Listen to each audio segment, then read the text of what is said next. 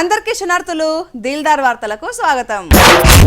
అప్పట్లెప్పుడో కారగుర్తును పుష్పక విమానంతోనే పిలిచిర్రు. ఈ పుష్పక విమానం అంటే ఏంద్రా?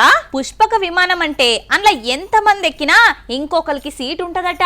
అంటే పురాగా నిండినా ఇంకా పడతారా అందులో? అవును, గదే దాని స్పెషల్ అన్నట్టు. ఇప్పుడు చెయ్యి గుర్తుది కూడా గదే పరిస్థితి. ఏమైందా? బీఫామ్ కాయిదాల కోసం లీడర్ల నడుమ కొట్లాట చిన్న గాలేదు. అబ్బర బిడ్డో, కొత్త పాత కలయికల కీసులాట పెద్ద తాకులాటనే పెట్టింది చూడు.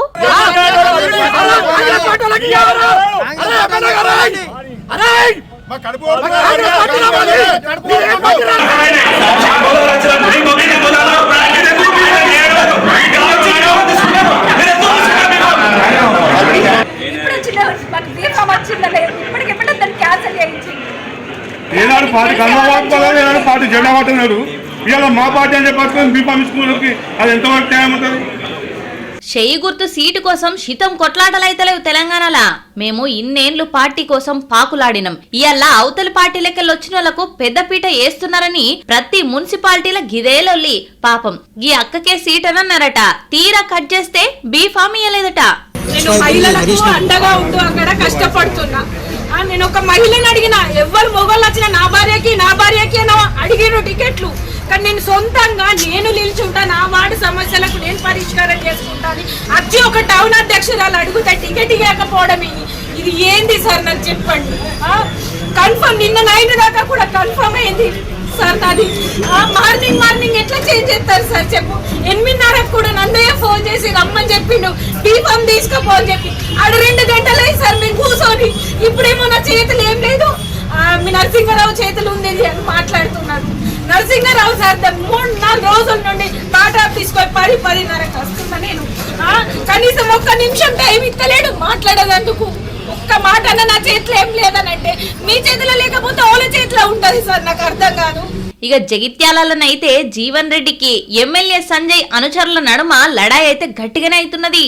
కార్యకర్తలు ఇన్నేళ్ల నుంచి మేము కాంగ్రెస్ పార్టీకి పనిచేసుకుంటా, ప్రజలకందరూ పనిచేసుకుంటా మేము ఉంటే ఇవాళ వాడి ఇవాళ దొంగోడు వచ్చి మా కార్యకర్తలకి ఎట్లా తీసుకుపోతాడు? కాంగ్రెస్ పార్టీ కార్యకర్తలకు కట్టుకోవడానికి ఎట్లా టికెట్ ఇస్తారు చెప్పండి? ఎట్లా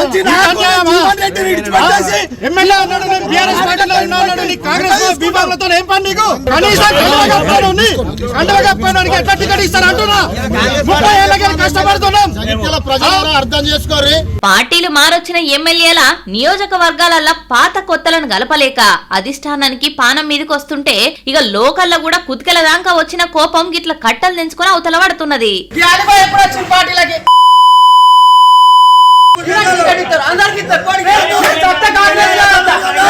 కాంగ్రెస్ లో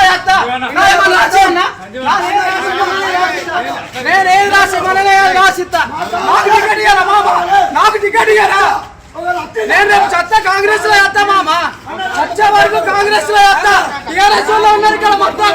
అలా ఇద్దరం పైన పండుగ నిడిచిపెట్టే సమస్య లేదు.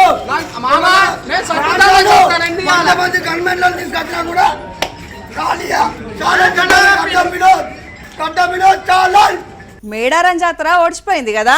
అయిపోయింది గాని అక్కడ వడేసిన చెత్త చెదారం ఎత్తేటోళ్ళ గోసనే చూడాలి అసలు. అయ్యో పాపం గారా. ఇక పాపం అంటే నడుస్తుందా?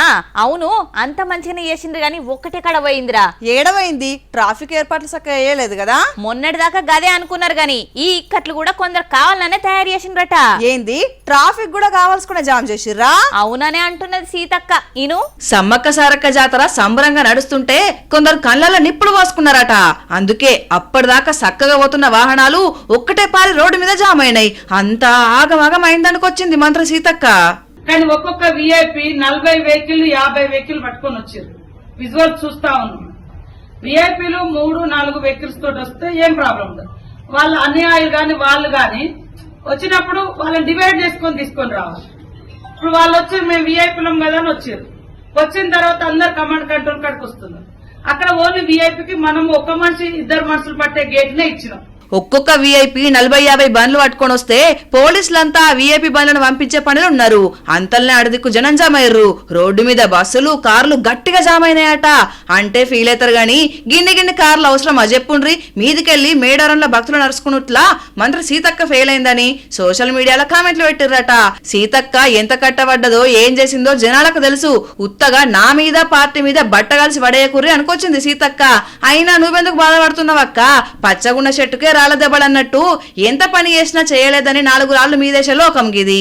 గంత పెద్ద జాతరలా చిన్న తక్లీఫ్లు కావాగాని గాళ్ళ మాటలకు నువ్వైతే నారాజు కాకని అంటున్నారు అదే మేడారంకి వచ్చిన భక్తులు.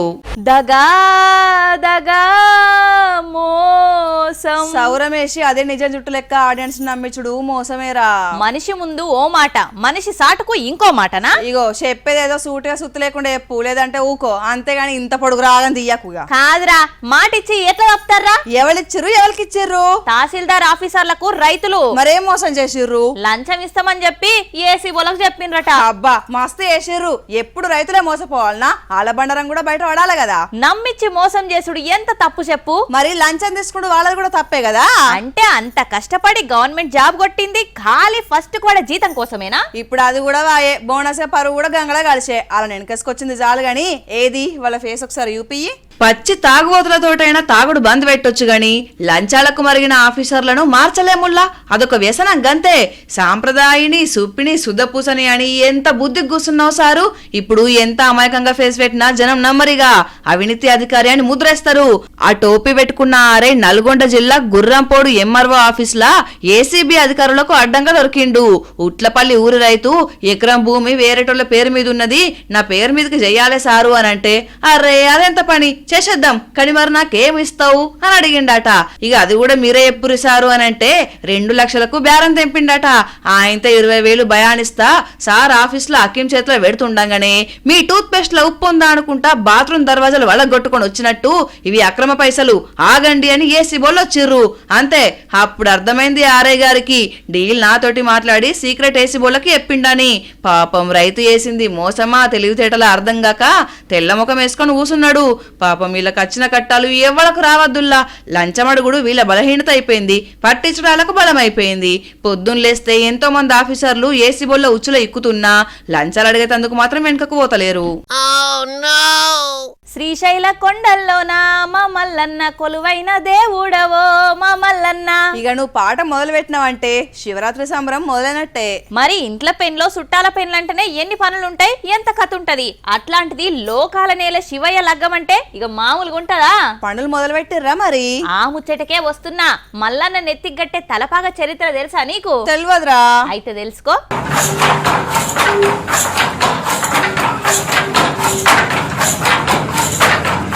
పెళ్లి గడియలు దగ్గర పడతా ఉంటే శ్రీశైలంలా పనులు కూడా వేగం చేసిర్రు. పచ్చని పందిళ్లు నగలు చీరసాలల పని ఓ దిక్కు సాగుతుంటే ఇంకో దిక్కు ఎంతో విశిష్టత కలిగిన మల్లన్న తలపాగా తయారీలో బిజీగా ఉన్నారు నేతన్నలు.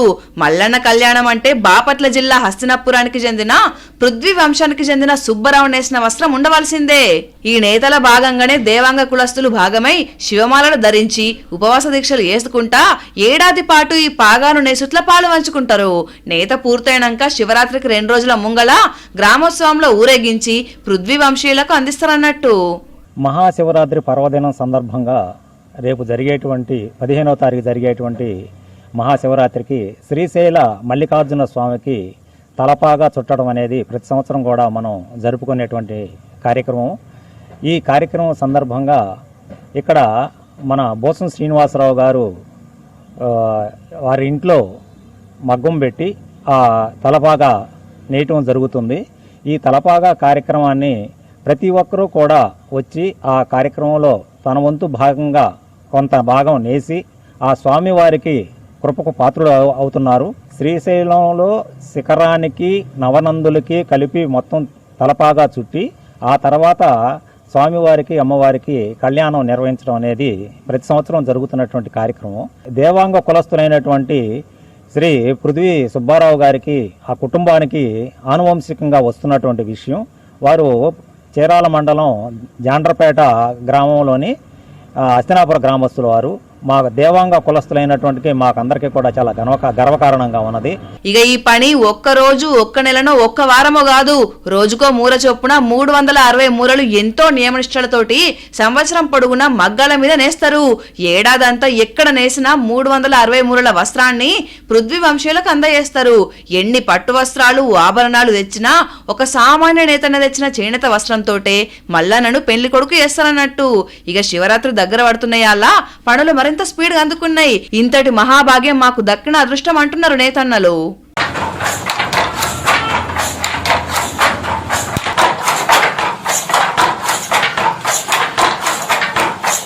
దేవుడా, ఓ మంచి దేవుడా, ఈ ఏడాది నాకు అనుకున్నది అనుకున్నట్టు జరిగితే మా సిరమ్మకు గుండు కొట్టిస్తా. గిదెక్కడ మొక్కు? నీకెగురమైతే నాకు సౌరం పెట్టిస్తావా?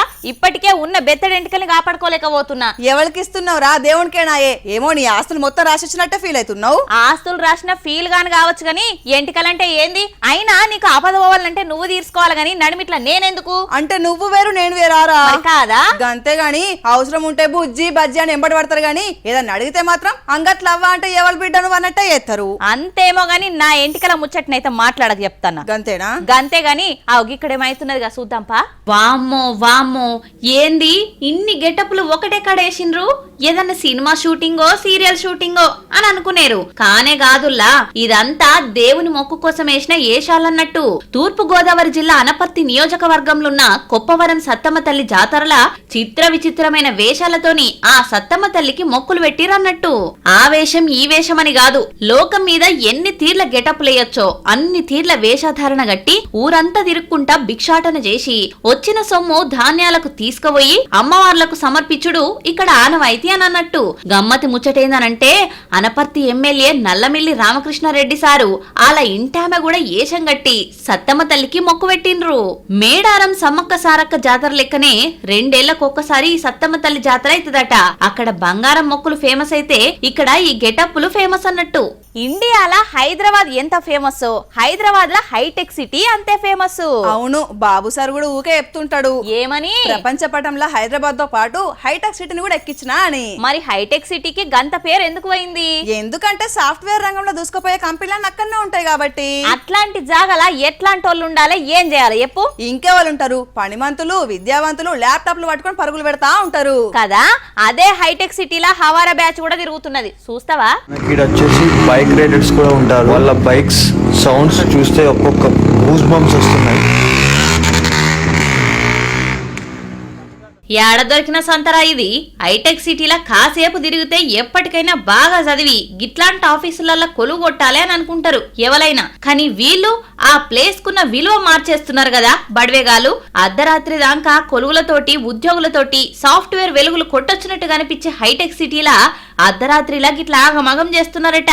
దెయ్యాలు తిరిగే రాత్రిలా దయ్యాలు పట్టినట్టే చూడుండ్రి. రోడ్లు బంద్ పెట్టి వాళ్ళ చిందులు, బైక్ రేసులు, అలా కథలు. మరి ఏడికెళ్ళి ఊడి పడుతున్నారో ఏమో గాలి బ్యాచ్ అంతా. హైటెక్ సిటీ రోడ్ల మీద చేరి రోడ్లు బంద్ పెట్టి అచ్చేపోయేటోళ్ళని పోనీయకుండా రానియకుండా నానా హంగామే వేస్తున్నారట.